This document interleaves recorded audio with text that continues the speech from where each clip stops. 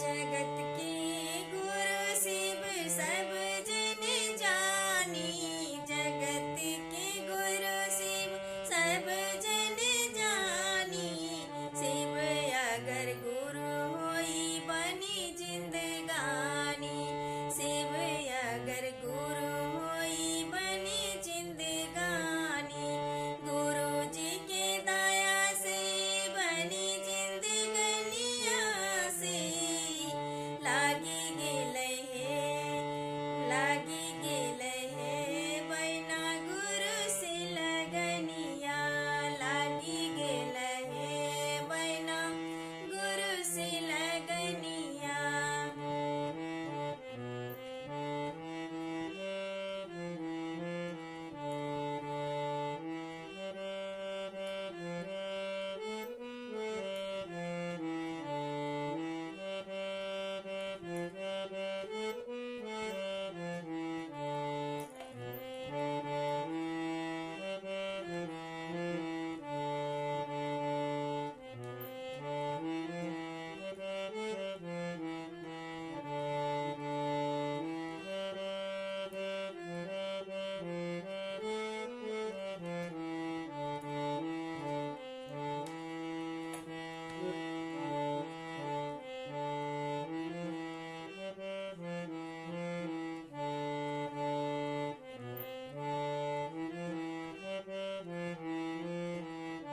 साहिब हरिंदर के सोने के बचनिया से, साहिब हरिंदर के सोने के बचनिया से, लागी गेलै है शिव गुरु से लगनिया से, लागी गेलै है बैना गुरु से लगनिया।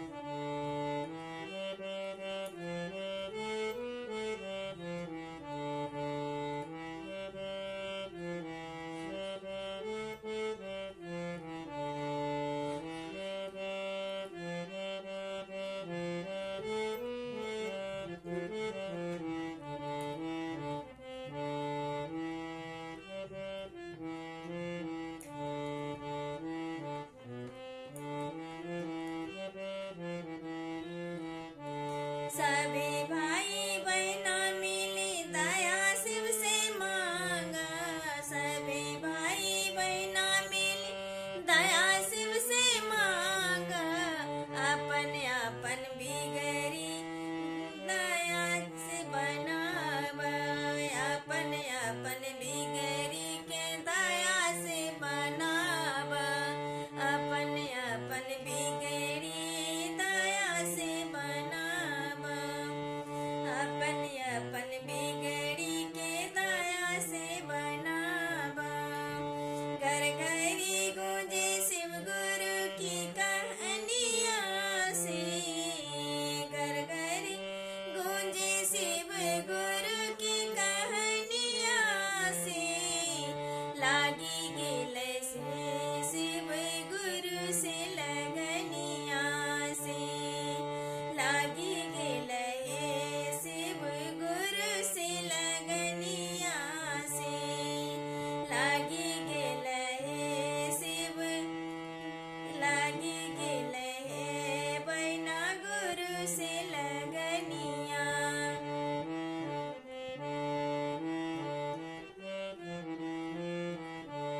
सा